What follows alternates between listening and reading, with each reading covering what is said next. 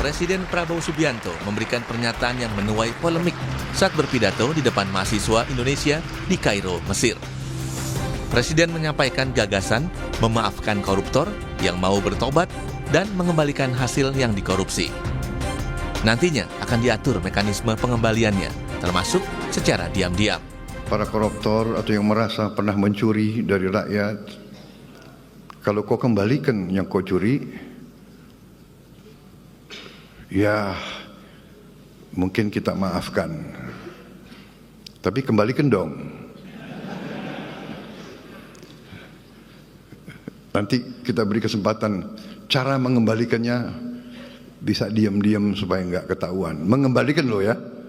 Tapi kembalikan. Saya dalam minggu-minggu ini, bulan-bulan ini saya dalam rangka memberi apa istilahnya tuh? Memberi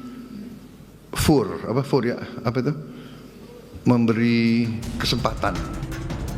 Pakar hukum tata negara sekaligus mantan Menko Polhukam Mahfud MD mengapresiasi niat Presiden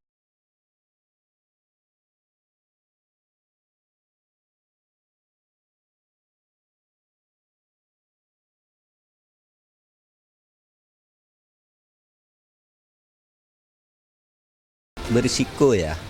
Kalau misalnya memaafkan korupsi, lalu apalagi dengan diam-diam, lalu asas pemerintahannya yang dua saja menyangkut akuntabilitas. Pertanggungjawabannya gimana? Siapa yang melapor dan korupsi apa dan apa jumlahnya benar?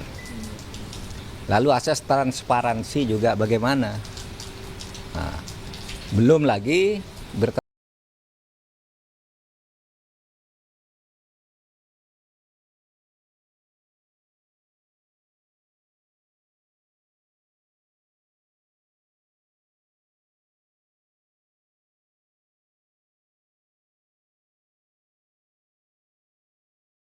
mungkin akan didetailkan oleh para pembantu beliau seperti apa gitu, karena kan kelanjutannya itu ada penjelasan beliau, nanti mekanismenya akan diatur gitu. Nah, mekanisme yang diatur itu seperti apa, saya yakin nanti akan lebih detail, dan itu saya yakin tidak akan diberlakukan untuk semua perkara, dan saya yakin juga tidak diberlakukan sama rata.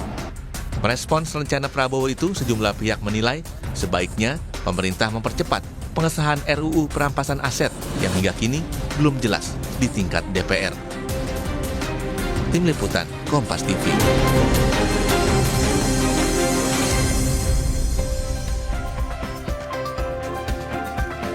Saudara, gagasan yang dilempar Presiden Prabowo Subianto untuk memaafkan koruptor asal mengembalikan hasil yang dikorupsi menuai polemik. Sejumlah pihak meragukan transparansi dan akuntabilitas kebijakan itu.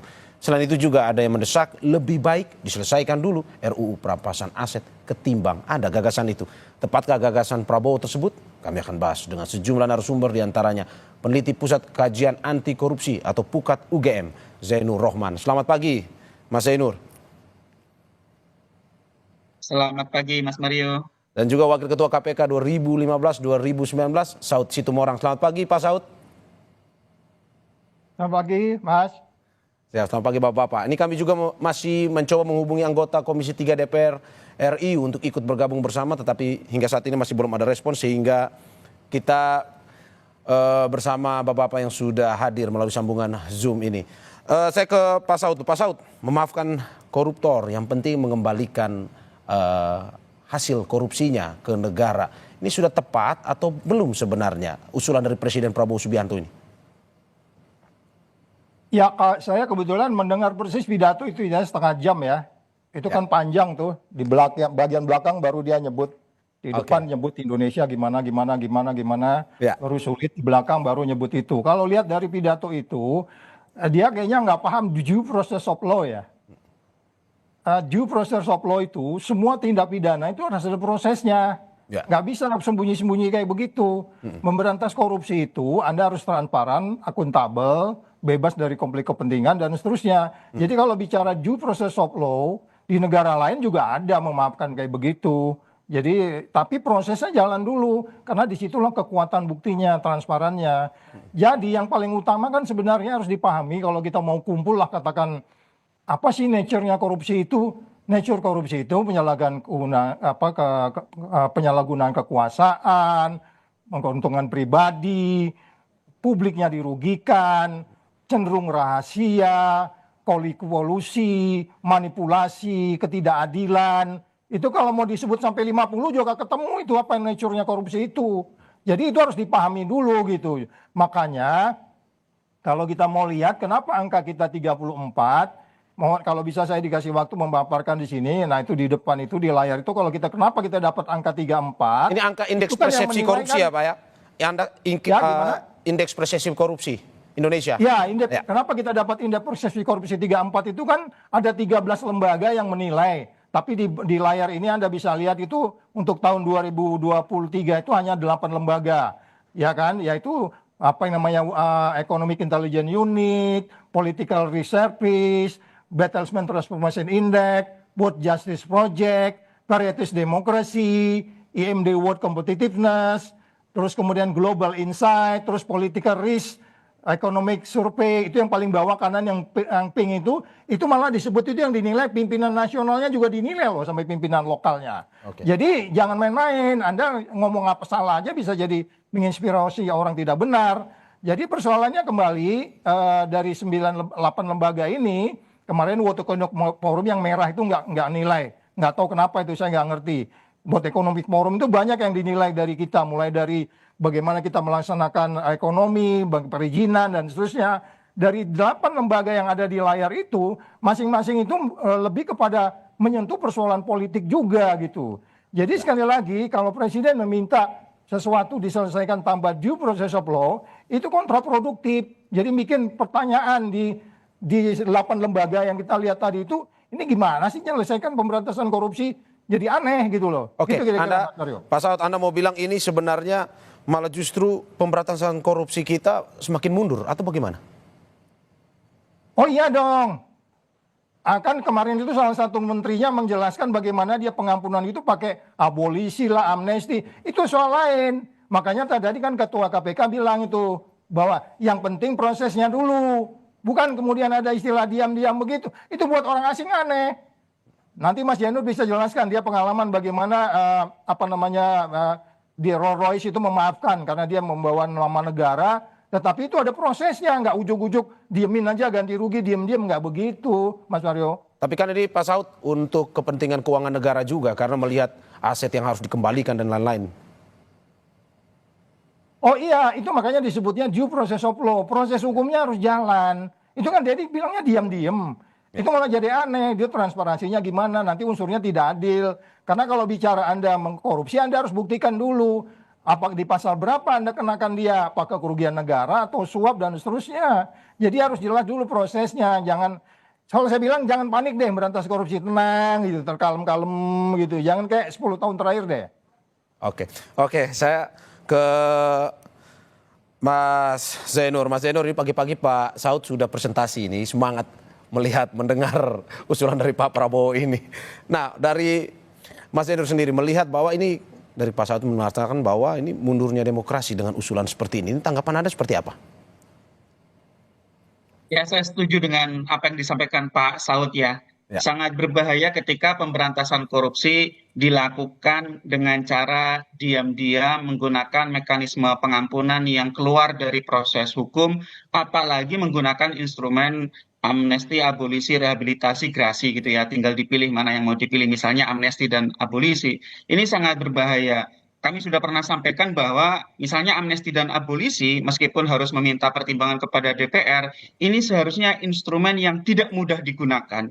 Ini instrumen hanya boleh digunakan dalam kondisi-kondisi tertentu untuk tujuan yang sangat besar demi mempersatukan negara.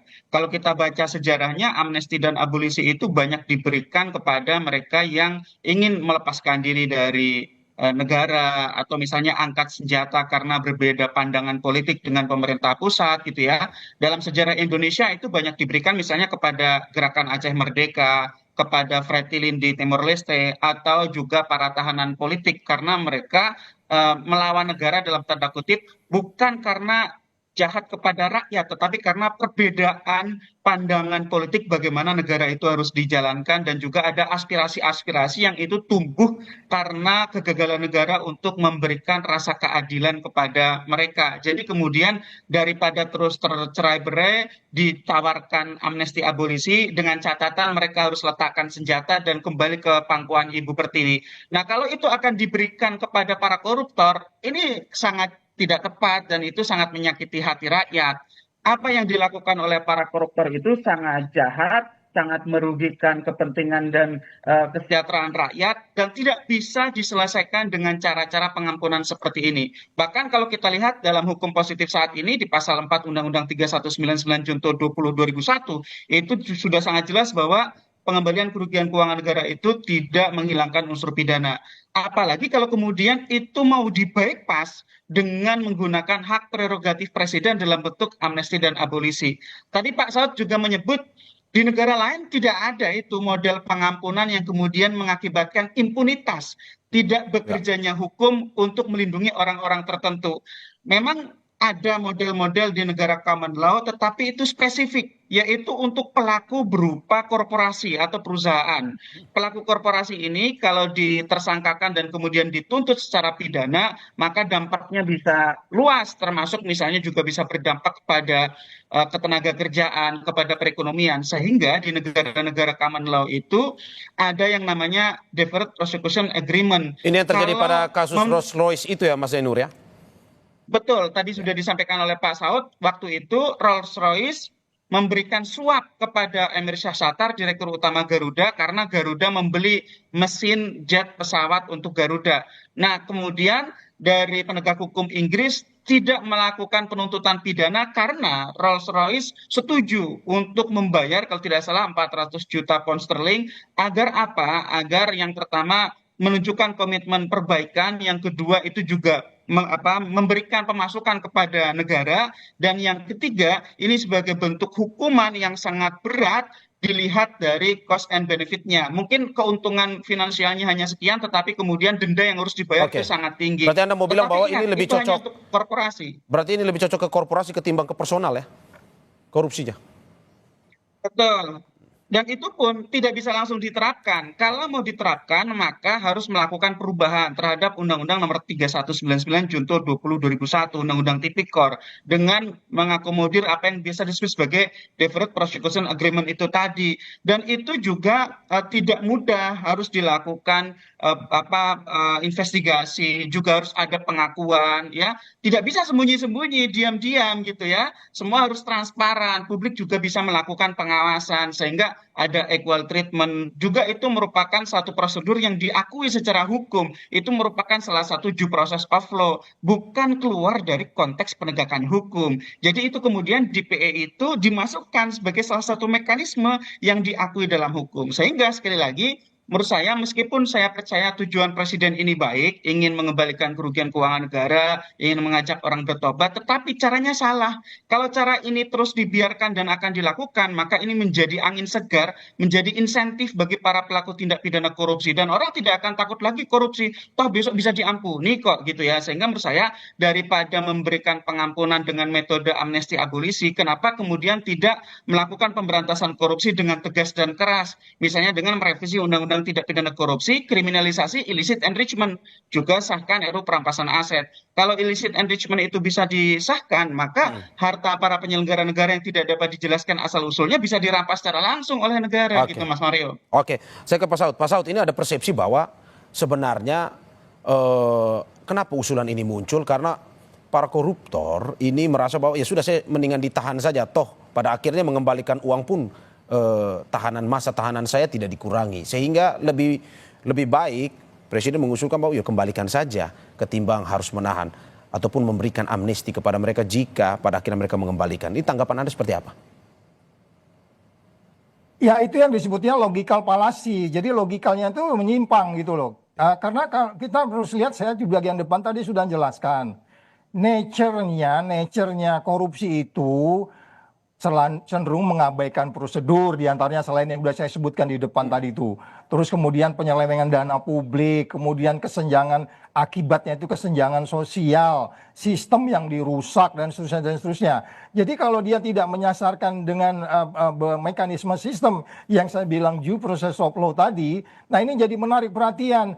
Ambil aja World Justice Project yang saya sebutkan tadi. Kita cara kita menegakkan hukum, kita kan dapat angka 24 dari 1 sampai 100. 24 Mario kecil banget gitu ya. Apa yang dinilai itu? Cara kita menegakkan keadilan, kebenaran, kejujuran, hukum yang saya sebut due process of law tadi itu bermasalah. Jadi kalau dikatakan hanya persoalan-persoalan mengembalikan uang, ini bukan kelompok arisan yang pimpinan arisan yang bawa lari uang, terus kemudian uangnya dibalikin arisan, terus kumpul lagi sama-sama ngobrol.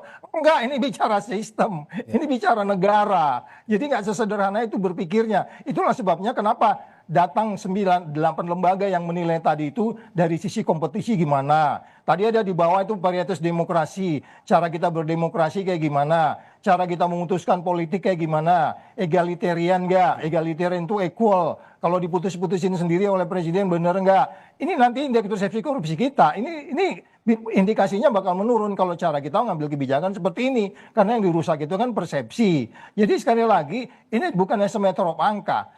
Nature dari korupsi itu harus dipahami dulu, baru kita bisa memasuki mengobatinya, kayak gitu Mas Aryo. Oke, kalau kita bicara soal nature dari korupsi, Pak, menurut Anda sebenarnya yang selalu selama ini digaungkan oleh KPK adalah terkait dengan pencegahan. Menurut Anda dengan usulan seperti ini, kita lebih kepada ini membiarkan pencegahan yang semakin minim terjadi, atau bagaimana sebenarnya? Nah, makanya dulu, kan ada tadi saya sebutkan tabel 8 lembaga tadi itu, kan masing-masing itu menilai polisi, tentara, terus kemudian hakim, jaksa, pegawai negeri, pimpinan daerah, terus kemudian pelaku bisnis, itu semua di pencegahan itu udah masuk.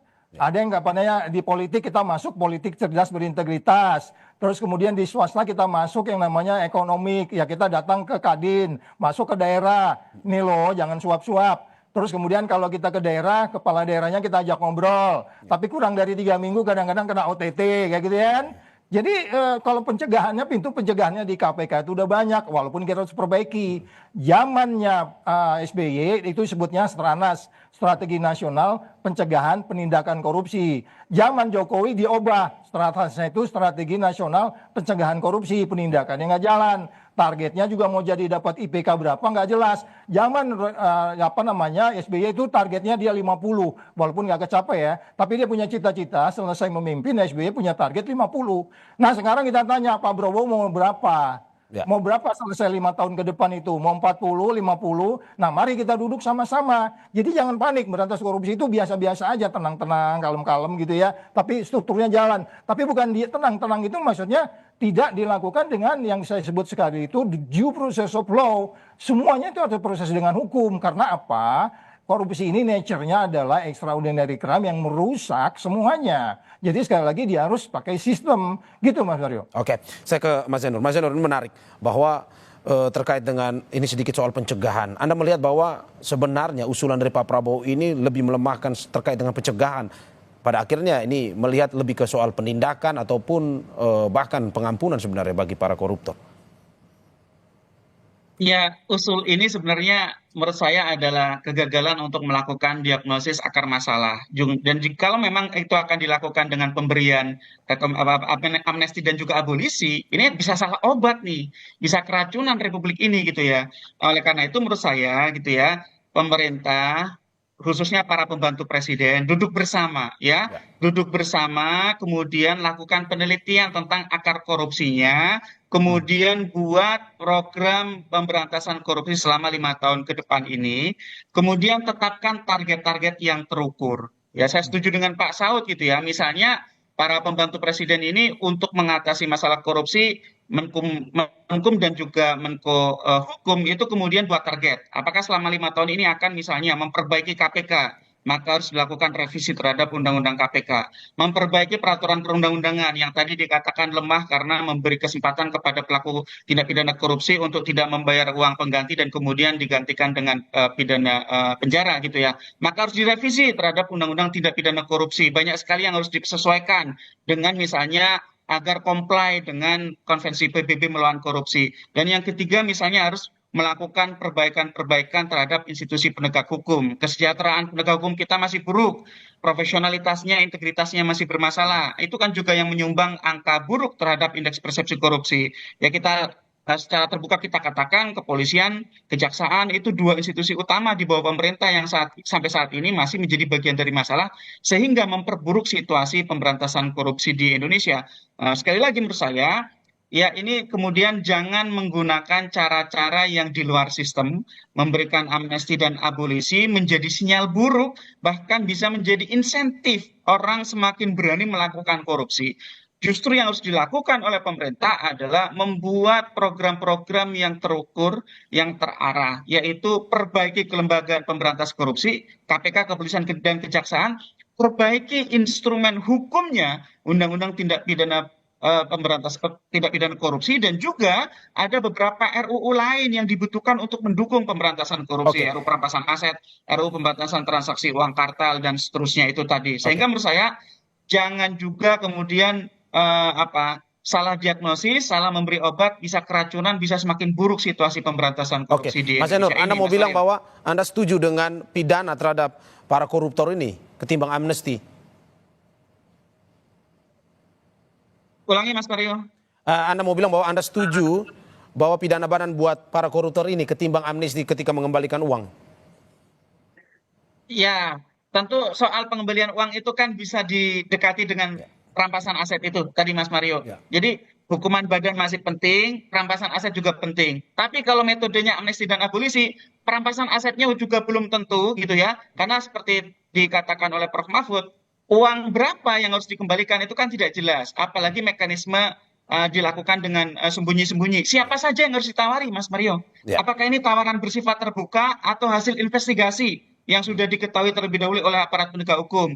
Dan kemudian bagaimana pemerintah untuk menentukan mana yang layak diberikan amnesti abolisi, mana yang tidak layak. Ini kan semuanya serba gelap. Nah, kalau pemberantasan korupsi itu tidak transparan, tidak akuntabel dalam ruang gelap, ini justru bisa menimbulkan ladang korupsi yang baru. Bisa saja kemudian ada abuse of power, ada penyalahgunaan kewenangan oleh misalnya para pembantu presiden. Kalau presiden, saya percaya presiden orang yang sudah selesai dengan dirinya, tetapi kan para pembantunya dari zaman ke zaman kan namanya pembantu presiden banyak yang juga kemudian tertarik untuk memperkaya diri, sehingga menurut saya ini justru membuka masalah-masalah lain yang tidak jelas dan tidak permanen, Mas Mario.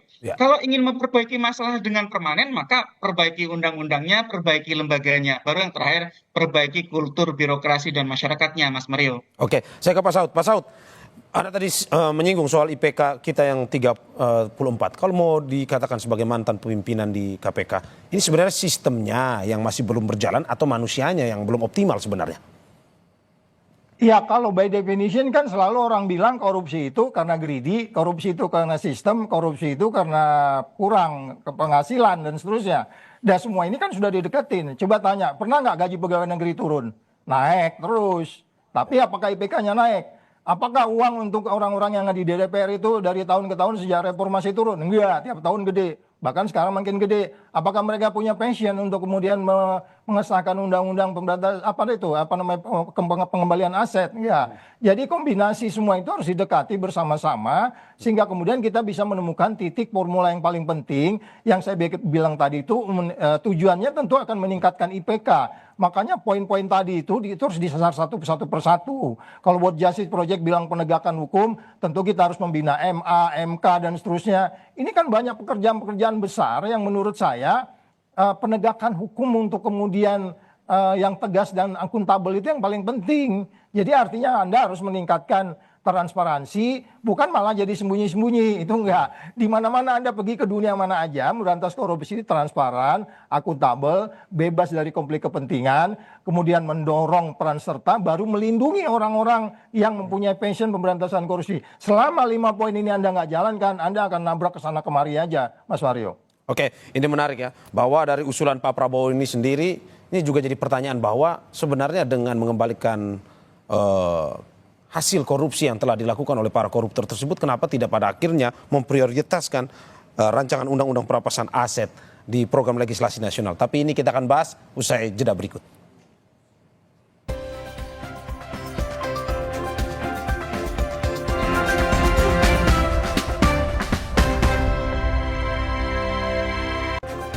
Terima kasih masih di Sapa Indonesia Pagi bersama saya Mario Sarong dan juga kedua narasumber saya, peneliti Pusat Kajian Anti Korupsi Pukat UGM Zainur Rohman dan juga Wakil Ketua KPK 2015-2019 Saud Situmorang.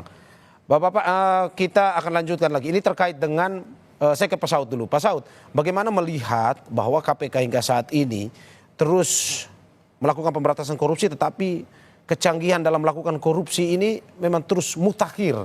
Dalam arti bahwa bagaimana susahnya atau seberapa susahnya melihat atau menelisik ini kekayaan ataupun kekayaan negara yang diambil, hasil kekayaannya. Karena saat ini kan koruptor bisa saja melakukan money laundering ataupun menyembunyikan asetnya, menyembunyikan hasil korupsinya. Ini bagaimana? Sesusah apa sebenarnya, Pak? Ya, lagi-lagi kita lihat ya, kalau kita lihat kembali ke Undang-Undang Tindak Pidana Korupsi dan kepada tugas KPK sendiri, ketika seseorang mengambil bukan haknya, apakah itu dengan berbuat atau tidak berbuat, kalau kita katakan dia ngambilnya kerugian negara pasal 2 pasal 3, ya kan, itu kan praktis Anda harus menghitung. Anda punya tahu kan kemarin waktu BTS ada masalah juga sama tukang hitungnya kan? Ya. Ya kan, malah dia terlibat di tukang hitung itu. Ya. Nah, itu lagi itu sisi lain lagi loh. Bagaimana kita bisa melakukan penindakan pasal 2 pasal 3 walaupun itu masih berdebat kalau kita melakukan perhitungan. Nah, kemudian setelah disimpulkan ada penyimpangan-penyimpangan, kemudian negara rugi, katakanlah gudang negara rugi tapi tidak ada kickback, itu sisi lain lagi gitu. Jadi sekali lagi ada banyak yang kompleks yang harus kita pelajari tentang bagaimana seseorang mengambil untuk dikembalikan. Anda nggak boleh memastikan seseorang ngambil itu sebelum dia dihitung dong, belum dibuktikan dong. Jadi kalau tadi dibilang diam-diam, yang hitung siapa tuh? Ngembaliinnya berapa? Ya kan? Emang di mana ada orang di dunia ini ngaku dia ngambil 3 terus mengembalikan 10 gitu kan? Ngaku ngambil 10, kembalikan 3. Itu kan harus dihitung gitu loh, Mas Mario. Berarti KPK sendiri memang kesulitan sebenarnya, Pak ya, tidak mudah untuk melakukan pembuktian tersebut ya, berapa hasil korupsinya. Oh iya, bahkan ya kemarin kan saya beberapa kali bilang bila perlu KPK ngitung sendiri, malah diribut orang, kamu bisa di-challenge. Karena tukang hitungnya itu adalah BPK dan BPKP. Saya bilang enggak, undang-undang itu sinyal dari badan piagam PBB itu juga kita bisa ngitung sendiri. Jadi selain soal, karena ketika Anda bicara mengambil dan memberi, itu hitungannya harus jelas. Nggak bisa, itu nama abuse of power, which is itu nggak pernah kita lakukan selama di KPK.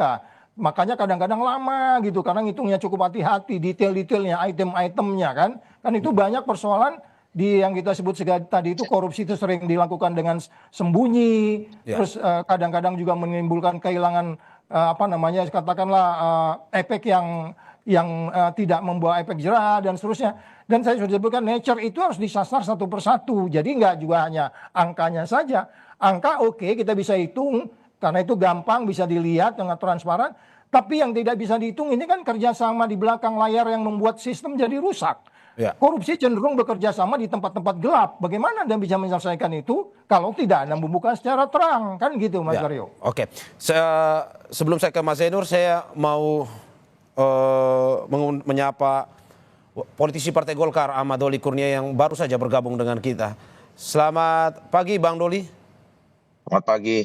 Bang Doli, sudah ada Mas Zainur dan juga Pak Saud Situmorang yang sudah dari tadi berdiskusi bersama kita. Lanjut. Ya. Oke, Bang Doli, ini melihat bahwa ini ada pro dan kontra terkait dengan usulan Pak Prabowo terkait dengan amnesti bagi para pelaku korupsi atau koruptor jika mereka mengembalikan hasil korupsi yang sudah mereka ambil. Ini apa semangat sebenarnya dari Pak Prabowo untuk pada akhirnya memberikan usulan ini? Iya, semangatnya sih tetap sama saya kira ya, bahwa saya menghitung ya, sudah berapa kali sebetulnya statement Pak Prabowo ini itu menegaskan atau mengajak kita semua untuk memberantas korupsi sampai ke akar-akarnya, itu sering yang dia sebut itu. Baik sebelum menjadi presiden, pada saat kampanye-kampanyenya, di dalam debat juga seperti itu disampaikan, dan setelah jadi presiden ini juga beberapa kali. Nah, yang terakhir kemarin soal ini kan sebetulnya keinginan kuat untuk melakukan penyelesaian ya masalah korupsi yang sudah terjadi yang nggak selesai-selesai. Jadi ada para tindak pidana korupsi, para koruptor yang diketahui mungkin ya,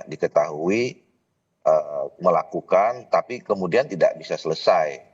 Dan itu jumlah kerugian negaranya juga cukup besar. Nah, makanya kemudian itu yang pertama. Yang kedua, memang kalau kita lihat ya apa yang dilakukan, misalnya jumlahnya banyak, sementara kebutuhan negara kita besar gitu. Maka kemudian simpel aja Pak Prabowo kemudian mengatakan ya, yuk balikin lah uang negara yang ambil itu karena kita sedang perlu gitu. Nah, cuma memang harus diklarifikasi dan kemudian clear-kan ya, terutama kepada para pembantunya, pada menteri, aparat penegak hukum. Ya pernyataan misalnya memaafkan itu. Nah buat saya sebetulnya pertama penegasannya adalah ini adalah akan diberlakukan terhadap tindak pidana korupsi yang sudah terjadi.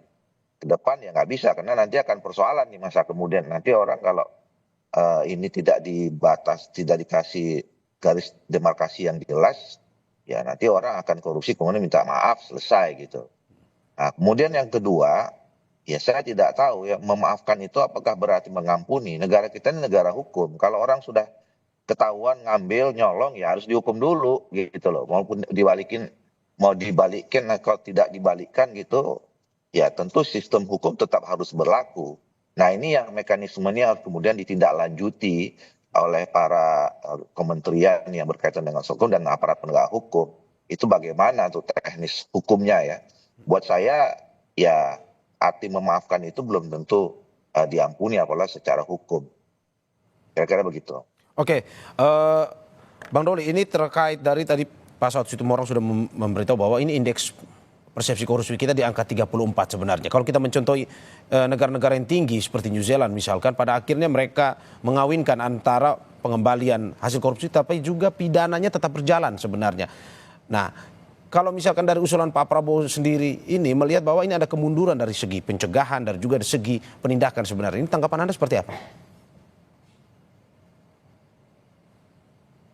Ya itu saya kira semangat yang selalu disampaikan oleh Pak Prabowo melihat indeks korupsi kita sangat rendah gitu loh. Makanya kita harus kemudian memulai lagi ya. Semua saya kira harus dibenahi ya, masalah soal pencegahan, kemudian soal tindak pidananya. Makanya kemarin kan kami di DPR itu bicara tentang soal undang-undang perampasan aset. Saya juga berapa kali sama Bang Saud waktu itu diskusi ya. Nah, walaupun kemudian kita waktu itu membuat diskusi itu karena tindak lanjut dari adanya konvensi ya, UNCAC itu yang kita sudah ratifikasi. Nah, cuman kan persoalannya sistem hukum kita, masa hukum kita berbeda. Makanya sekarang kita sudah tetap masukkan, tapi kita rubah judulnya itu rancangan undang-undang perampasan aset terhadap tindak pidana korupsi gitu. Jadi tetap saja bahwa kita kan tidak menuntut pembuktian terbalik. Makanya kita terhadap orang-orang yang sudah dinyatakan tindak pidana korupsi, maka kemudian bisa diberlakukan undang-undang tentang perampasan aset itu. Nah, jadi sebetulnya pertama sebetulnya undang-undang kita tentang Tipikor, TPPU sebetulnya masih cukup relevan selama law enforcement-nya konsisten dan kuat. Ya. Nah, apalagi nanti kalau kemudian ditambah dengan undang-undang yang baru nanti, mudah-mudahan ini semakin menegaskan kita, menguatkan kita, membangun kesadaran secara kolektif bahwa bangsa ini harus mengurangi korupsi, kira-kira gitu. Oke, ini saya ke Mas Zainur, ini Bang Doli sudah menyinggung sedikit terkait dengan perampasan aset. Ini bagaimana Anda melihat semangat atau usulan yang dilakukan oleh Pak Prabowo? Tetapi faktanya hingga saat ini sebenarnya RUU perampasan aset sendiri masih belum masuk dalam prioritas sebenarnya. Ya, semangat Presiden Prabowo dalam pemberantasan korupsi itu sangat terlihat. Pidato beliau, saya setuju Pak Doli tadi sampaikan sejak masa kampanye, sampai kemudian pas pelantikan, kemudian waktu retreat di Magelang, dan juga kesempatan-kesempatan berikutnya. Yang menjadi tugas adalah bagaimana untuk mengimplementasikan semangat-semangat verbal tersebut dalam bentuk kebijakan. Oleh karena itu menurut saya seharusnya pemerintahan baru ini segeralah tetapkan target. Kalau memang misalnya 1 tahun menargetkan tidak usah terlalu ambisius, memperbaiki indeks persepsi korupsi misalnya 2 poin, maka kemudian di tahun 2029 ketika Pak Prabowo selesai menjabat, harusnya indeks persepsi korupsi itu diangkat 44. Nah, untuk mencapai angka 44 tersebut, maka dibutuhkan perbaikan. Oleh karena itu, perbaikannya harus menyeluruh dan juga saling koheren. Kami sampaikan tadi, perbaikan yang pertama mungkin ada yang paling penting adalah perbaikan kelembagaan. Kelembagaan pemberantas korupsi kita sampai sekarang sangat problematik. KPK sakit, kepolisian kejaksaan juga belum bebas dari korupsi, masih ada persoalan rendahnya misalnya kesejahteraan di kepolisian gitu ya, dan juga persoalan-persoalan laten lainnya yang itu kemudian menjadi beban. Alih-alih menjadi solusi pemberantasan korupsi, justru aparat penegak hukum menjadi masalah dalam pemberantasan korupsi. Yang kedua tadi itu dari sisi substansi hukumnya. Substansi hukum kita itu masih belum cukup maju. Undang-Undang 3199 itu masih banyak yang ketinggalan zaman, yang itu perlu disesuaikan dengan UNCSI maupun disesuaikan dengan kebutuhan-kebutuhan yang relevan untuk zaman saat ini. Menurut saya yang sangat penting misalnya adalah bagaimana mengkriminalisasi illicit enrichment. Ini ada di dalam 2 aspek ya. Yang pertama adalah di dalam RUU perampasan aset, yang kedua di dalam harusnya masuk ke dalam undang-undang tindak pidana korupsi. Illicit enrichment atau pengayaan secara tidak wajar ini di mana-mana itu dikriminalisasi. Meskipun mungkin juga ada negara-negara yang tidak melakukan kriminalisasi karena sudah rendahnya angka korupsi di negara tersebut. Tapi di negara-negara yang masih tinggi itu kemudian sekarang arah di negara-negara yang masih berjuang untuk lepas dari korupsi adalah berupaya untuk mengkriminalisasi illicit enrichment, pengayaan secara tidak wajar, rekening gendut, harta penyelenggara negara yang tidak dapat dijelaskan asal-usulnya, yang seperti itu kemudian harus dibuktikan bahwa itu berasal dari perolehan yang sah. Kalau tidak mampu maka dirampas untuk negara.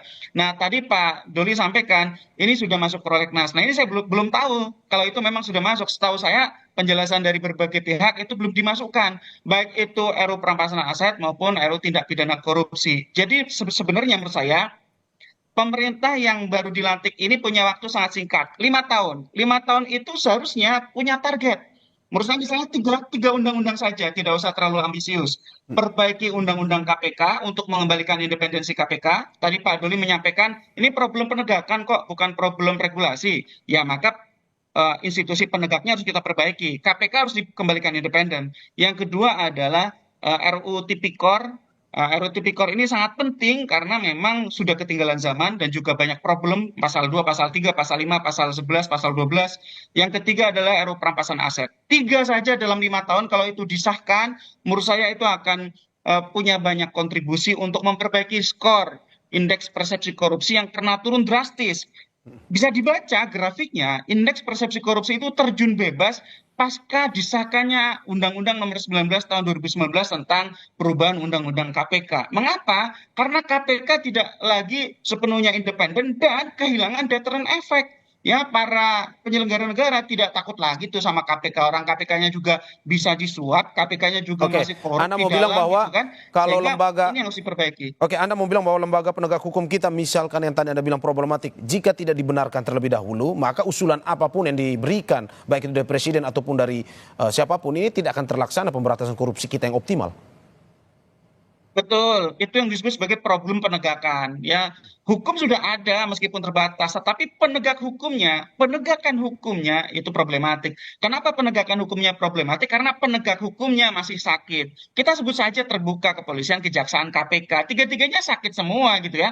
Kepolisian siang malam menjadi berita ya, di sana sini menjadi bagian dari masalah. Itu harus diberesi oleh pemerintah. Bagaimana caranya? Ya harus ada reformasi di kepolisian, termasuk yang tadi saya sebut tuh, kepolisian sampai sekarang kan yang masih sangat problematik misalnya kesejahteraannya. Mungkin kalau kejaksaan jauh lebih baik ya karena tunjangan kinerjanya sudah jauh lebih baik gitu ya. Tetapi itu juga masih belum ideal. Yang ideal misalnya seperti di KPK kesejahteraannya gitu. Jadi di kepolisian harus diperbaiki mulai dari rekrutmennya, promosi, mutasi, demosi, kesejahteraannya, pengawasannya, pengendaliannya gitu ya. Kepolisian sekarang menjadi sangat gemuk, kemudian juga tidak terkendali, Kompolnas tidak punya banyak kemampuan untuk Oke. melakukan kontrol terhadap pengawasan terhadap kepolisian, dan di mana-mana abuse of power gitu ya. Dan Oke. ini tidak bisa diharapkan untuk melakukan pemberantasan korupsi secara efektif, membentuk Kortas Tipikor misalnya. Saya tidak melihat itu menjadi solusi ketika masalahnya justru di dalam lembaga tersebut begitu ya. Oke. Sehingga menurut saya pemerintah ini punya waktu pendek 5 tahun.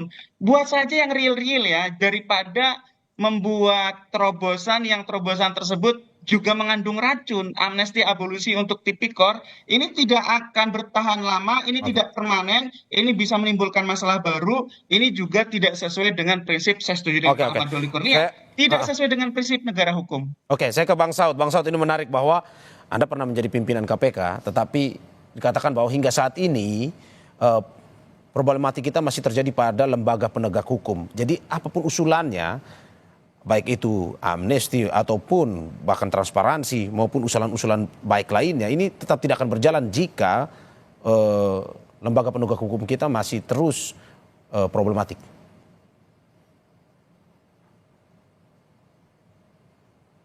Pak Saud? Ya, Ah. jadi lagi-lagi Ya. kita melihat begini lah, kondisinya sekarang gini nih. Kita tenang-tenang ya, duduk baik-baik gitu ya, bahwa rakyat kita ini sekarang sudah hopeless Ya. dan helpless. Ya. Hopeless dan helpless loh. Kelihatannya udah nggak ada yang bisa nolong gitu. Kemudian statement presiden seperti itu bisa mengatasi hopeless dan helpless tadi nggak? Itu strong signal kita itu menambah hopeless, menambah helpless sebenarnya. Jadi nggak ada yang bisa nolong lagi. Nah makanya sebab itu tadi kita udah bicara instrumennya. Kita bicara instrumen, bicara KPK-nya yang harus independen. Walaupun hanya sekitar 4 tahun saya di dalam. Tapi waktu itu menunjukkan independensi, itu menunjukkan bahwa jauh dari isu yang kita sebut selama ini di remote. Sedangkan undang-undang KPK-nya ada, kita cerita waktu itu ada salah satu pimpinan yang di remote. Itu semua kan risiko. Jadi lagi-lagi apa yang disampaikan oleh Presiden juga itu menimbulkan sinyal kepada kita ada risiko pemberantasan korupsi yang semakin turun. Bagaimana kita bisa menaikkan ini? Tadi sudah disebutkan, Mas Jainur sebutkan, Mas Doli juga sudah menyebutkan. Saya pikir kita bertiga hari ini pikirannya sama bahwa tidak bisa cara untuk kemudian kecuali kita menegakkan hukum yang saya katakan tadi due process of law, yaitu mengadili dengan transparan dan akuntabilitas yang tinggi. Nah itu kan satu syarat untuk penegakan hukum. Sehingga kalau kemudian kita mengatakan bahwa instrumennya sudah menjadi seperti yang sekarang, kita mengembalikan itu menjadi penting apa yang disebut sebagai independen sehingga kemudian dia tidak independen. Jadi kalau kita bisa katakan harus mengatasi transparansi untuk memastikan bahwa pemerintahan melakukan kegiatan secara transparan, itu kan harapannya. Jadi lagi-lagi pintu depannya di mana? Saya mengatakan udah biarin aja tiga-tiga ini. Kemarin kan ada isu mau disatukan nih, KPK, polisi, sama kejaksaan disatuin. Apapun modelnya itu soal strategi, struktur, sistem, skills, ya kan, staff dan seterusnya. Kalau di kepalanya nggak memberantas korupsi dengan benar, itu akan kita nabrak sini nabrak sana gitu. Ya oleh sebab itu nilai-nilai itu yang harus di-create dulu. KPK kan sudah memiliki nilai yang selama ini katakanlah sampai tahun 2000 sejak berdiri sampai 2019 memiliki nilai yang dia jaga di situ. Kemudian nilai itu dirusak dengan undang-undang baru itu, kembalikan nilai-nilai itu. Jadi gampang sekali menganalisisnya bahwa kemudian kalau kita tidak bisa mengembalikan nilai-nilai itu, kita hanya akan nabrak-nabrak ke sana kemari. Apakah pernyataan Presiden terakhir ini mengembalikan nilai KPK yang jujur, peduli, hukum yang pasti, hukum yang bermanfaat, hukum yang adil? Wah itu bisa berdebat 3 hari kita tentang itu. Ya. Oleh sebab itu, mari kita duduk sama-sama, para menterinya di brief ya, jelaskan, jangan menafsirkan, coba aja deh, tafsiran yang disampaikan baik itu oleh partainya, baik oleh menterinya pasti berbeda. Yang which is itu hanya cukup dijawab oleh Pak Mahfud aja udah selesai sebenarnya gitu. Oke. Itu sebabnya mari kita duduk sama-sama, yakinkan 5 tahun ke depan indeks persepsi korupsi 60. Kalau Prabowo mau tumbuh ekonomi 8%. 60 paling tidak. Jainur tadi minta 50 atau 40. Saya malah demandnya lebih tinggi. Lebih Karena tinggi, ya? memang karena angka 34 itu Mas Sario, angka kita kan 34. Betul. Artinya kalau kita mau menuju 100 atau 80 kayak Singapura, dengan korupsi ini semuanya bisa selesai. 70% masalah negeri ini bisa selesai by definition karena kita dapat 34. By definition 70% masalah Republik ini akan selesai kalau kita selesaikan korupsinya. Apakah itu memberi makan rakyat, apakah itu kemudian strategi pangan dan Oke. seterusnya. Kita kan Berarti tahu Pak Saud isunya di optimis ya? belakang itu. Pak Saud optimis ya kita bisa IPK-nya lebih tinggi Oh, dari yang terjadi. Oh ya, bisa. Saya optimis kalau Oke. Pak Prabowo tetap seperti Oke. itu, tapi kemudian harus melakukan due process of law yang baik, gitu, Oke. Mas Mario. Terima kasih Pak Saud Situmorang, Wakil Ketua KPK 2015-2019 dan juga peneliti Pusat Kajian Anti Korupsi Pukat UGM Mas Zainur Roman dan juga Wakil Ketua Umum Partai Golkar Ahmad Doli Kurnia atas dialognya pagi ini, dan semoga apa yang disampaikan bisa memberikan masukan. Duduk bersama agar bisa membahas terkait dengan mulai dari pencegahan hingga penindakan sehingga bisa lebih optimal dalam pemberantasan korupsi ini. Terima kasih Bapak-bapak, sehat selalu.